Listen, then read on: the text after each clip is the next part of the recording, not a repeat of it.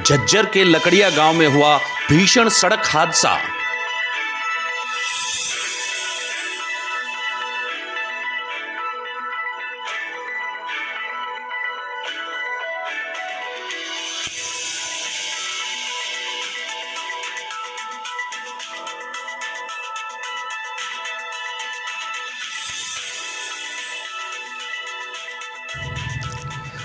तेज रफ्तार कार ने मारी ट्रैक्टर में टक्कर।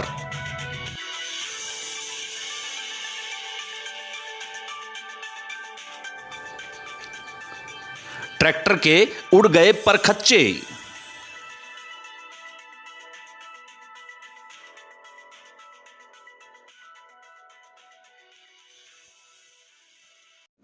नमस्कार, मैं हूं अजय शर्मा और आप देख रहे हैं देसी दर्पण न्यूज़।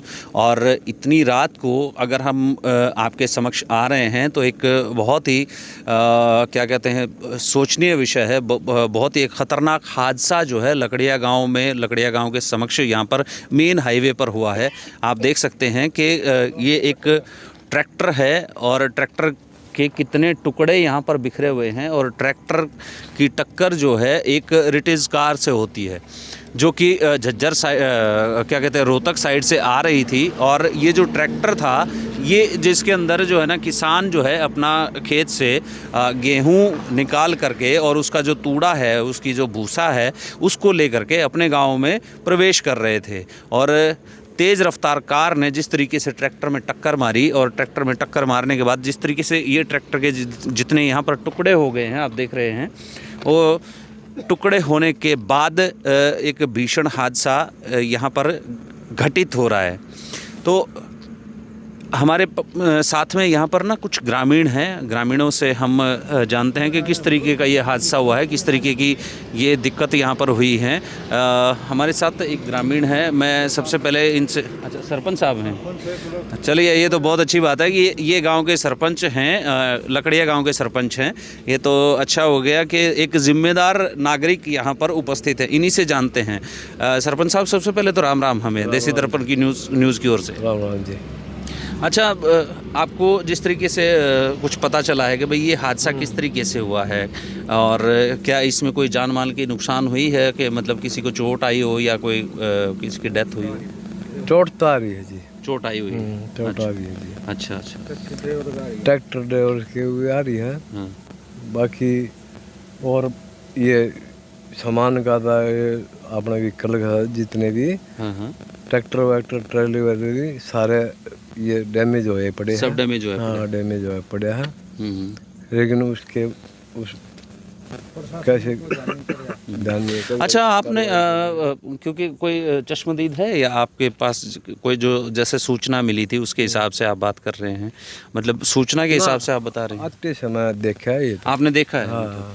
और भी ग्रामीण हैं हमारे साथ, और क्योंकि कोई बहुत ज़्यादा देर नहीं हुई है इस हादसे को हुए हुए, एक युवा साथी हैं। अच्छा, आप थोड़ा बहुत बता सकते हैं इस हादसे के बारे में कि किस तरीके से ये हादसा हुआ? इस हादसे का जिम्मेवार एक तो NHAI है। अच्छा। और एक प्रशासन पूर्ण रूप से जिम्मेवार है। अच्छा। क्योंकि ना तो ये लाइट से सही, यहाँ पे लाइट है बड़ी। मैं अपने कैमरामैन को कहूँगा एक बार पीछे दिखाइए। एक बहुत बड़ा यहाँ पर पोल है जिस पर काफ़ी लाइटें लगी हैं, लेकिन वो बिल्कुल क्या कहते हैं शून्य है, बिल्कुल अंधेरे में है।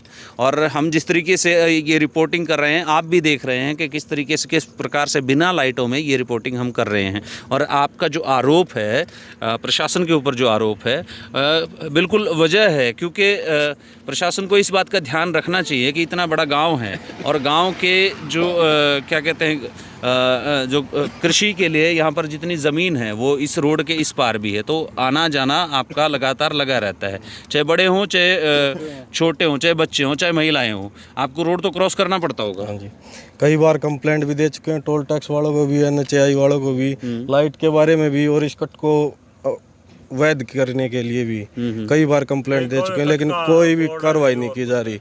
ना कोई साइन बोर्ड है यहाँ के, अवैध कट है, इसको वैध किया जाए, हमारी यही सरकार से रिक्वेस्ट और प्रशासन से, जिससे कि हादसे होने से गांव के जान माल की हानि ना हो सके।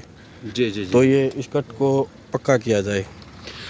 बिल्कुल ये मैं कैमरामैन को कहूँगा कि जो कट की बात हो रही है, यहाँ पर एक रास्ता दिया हुआ है, रोड क्रॉस करने का रास्ता दिया हुआ है, जहाँ जिस रास्ते पर ना तो कोई साइन बोर्ड लगा हुआ है कि यहाँ पर क्रॉसिंग के लिए कोई रास्ता है, ना कोई यहाँ पर ब्रेकर बना हुआ है, स्पीड ब्रेकर भी इस रास्ते पे कोई स्पीड ब्रेकर नहीं है।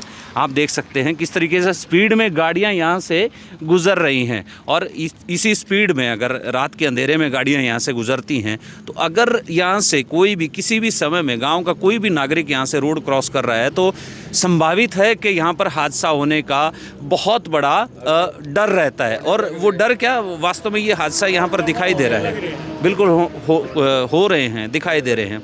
सरपंच साहब, आपने कभी वैसे तो मैं क्या कहूँ कि भाई सरपंच जो है चाहिए के सामने। हाँ। अच्छा, ये आपने यहाँ पर पट्टी लगनी भी चाहिए, लाइट का भी प्रबंध होना चाहिए, और ये अपना आप जी। हाँ नहीं, एक तो सबसे सेफ चीज़ अगर हम कहें तो या तो अंडरपास हो या ओवरब्रिज हो, क्योंकि क्या कहते हैं ना, नागरिक किसी भी समय आ जा सकते हैं, तो या तो अंडरपास से जाएं या ओवरब्रिज से जाएं, क्योंकि रात के समय में जिस तरीके से हमारा प्रशासन है जैसे चलता है, या रोड सेफ्टी के नियम जो हमारे ड्राइवर्स अपना रहे हैं वो रात के समय में किस तरीके से अपनाए जाते हैं सबको पता है।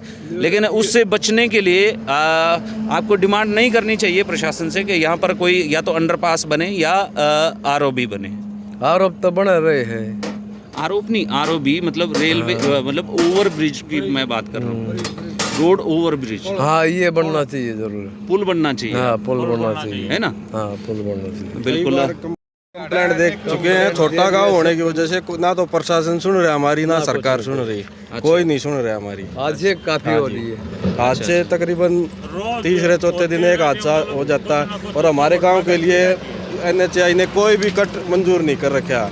तो इस तरफ जो भी ज़मीन है और घर भी है, इस तरफ भी और इस तरफ भी, दोनों साइड में घर भी हैं, रिहायशी मकान है, तो दोनों को आने जाने के लिए एक कट तो कम से कम गांव को मिलना चाहिए। बिल्कुल, इन ग्रामीणों की बात जिस तरीके से ग्रामीण उठा रहे हैं, और इस बात पे प्रशासन को वास्तव में ध्यान देना चाहिए।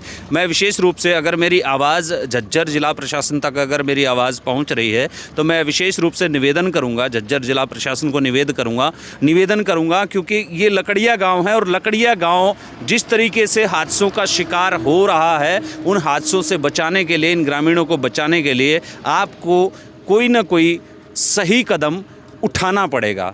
जय हिंद, जय भारत, जय हरियाणा।